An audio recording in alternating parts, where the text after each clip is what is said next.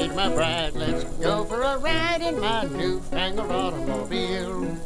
Here's where we will go. Nobody knows, but it's sure a great way to feel. Behind the wheel of the speed meter steel, it's my newfangled automobile. Hello and welcome to Vintage Car History. I'm Wild Bill. When I was a kid, before our family went on a road trip, we'd stop at the local AAA store. They had all kinds of maps, travel guides, brochures about various hotels and attractions along the route, and of course, once on the road, if the station wagon broke down, they'd arrive with a tow truck. Today, with GPS, we don't use maps so much anymore, or even station wagons, but many people still insure their cars through AAA, and of course their roadside service is quite popular. But how and why did it begin? Let's take a look at the establishment of the American Automobile Association. At the beginning of 1895, the car industry was taking off in Europe. There were dozens and dozens of automakers making new technological advances, and European cars were state-of-the-art. Organized public auto racing had already begun in France and was growing across the continent. Organizations and associations of automakers and car owners were forming and gaining influence as well as attention from the press.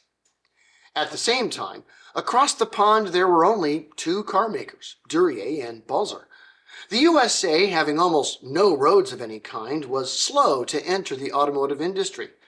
America was about 10 years behind Europe in both automotive technology and in industrial development, and so the American auto industry spent the last few years of the 19th century trying to catch up. From 1895 to the end of 1899, over 80 new car makers sprang up all across the U.S. From New York to St. Louis, Americans began to enjoy American cars. Well, they tried to. What few roads that existed to connect cities were, for the most part, unsuitable for car use, and within U.S. cities, these streets were often muddy and riddled with horseshoe nails. So for early Yankee car enthusiasts, finding a place to use their cars was as difficult as getting a car in the first place.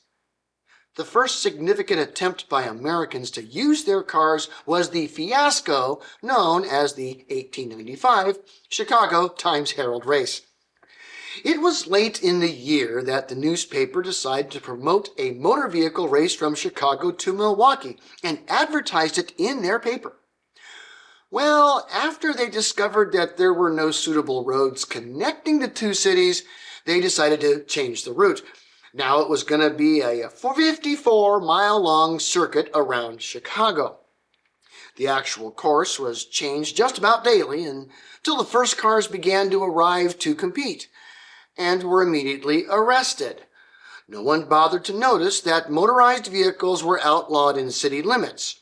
The drivers would have to race their cars, being either pushing them or hitching horses up to them. And so, on the day of the race, they did finally get the permits taken care of, but in the process, none of the drivers actually knew what the course of the race was, and no one really bothered to mark it in any significant way. As a result, none of the drivers actually followed the course, and so none of them technically won. Instead, the winner was selected by committee from the newspaper, and Duryea, driven by Frank Duryea, was declared the winner. This race demonstrated that American drivers needed to do what was being done in Europe, organize themselves so that they can officiate the races and also lobby for improved roads. Groups of car owners, makers, and other concerned parties began to establish small car clubs all across America. In Chicago, New York, Detroit, Cleveland, and Indianapolis.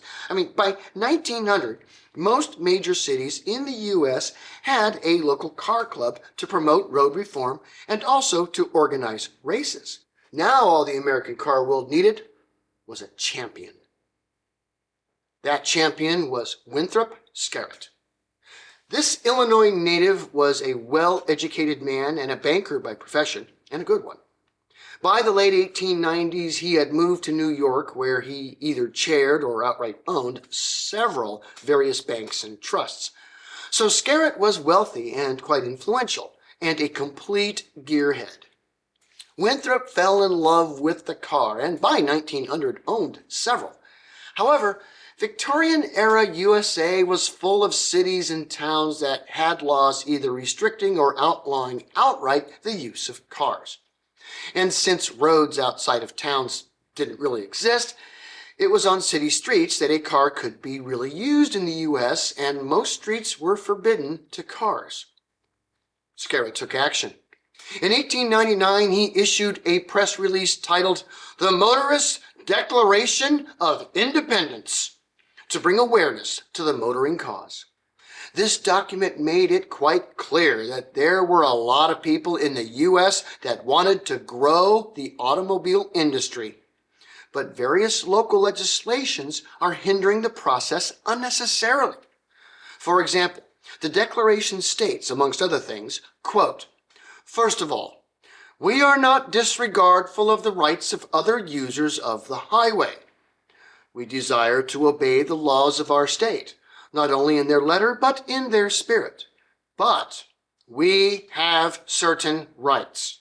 Henceforth, we propose to stand up and be counted among those who maintain their rights." End quote. And the roads were not the only problem. Skerritt, like many others, loved auto racing.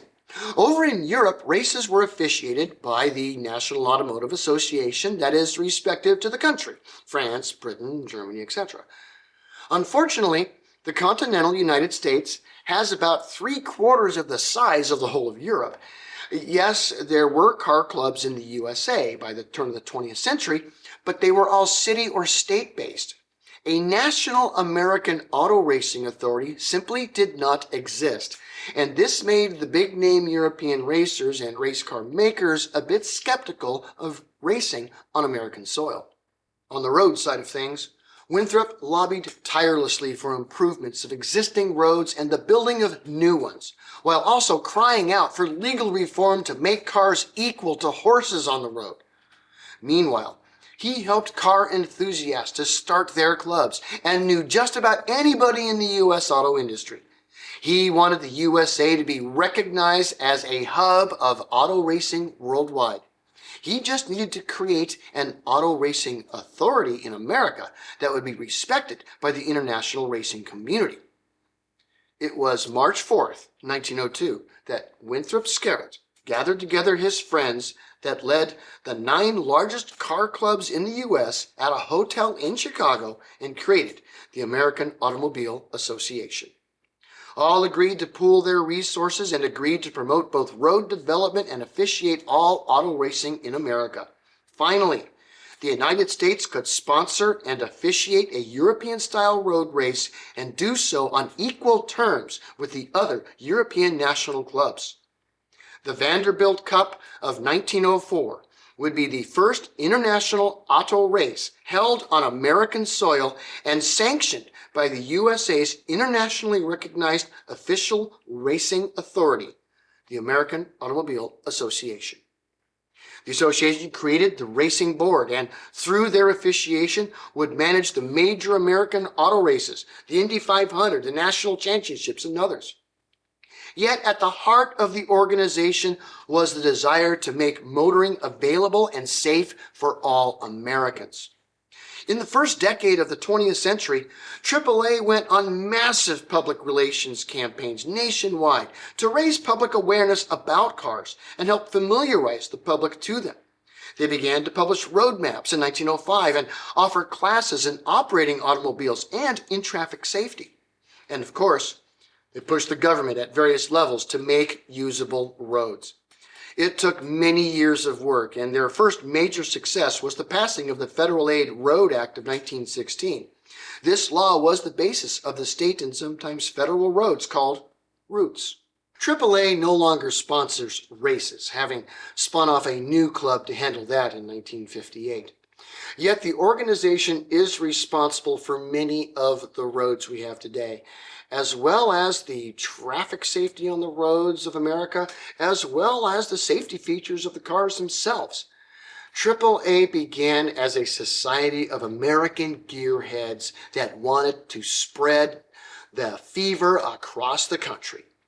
And if you were stuck somewhere on the road and needed help in 1913, they'd find a way to help you. And if it's 2023 and you need help on the road, they're still there for you. That's America. We got the car fever. Thanks for watching Vintage Car History, and we'll see you next week. Peace.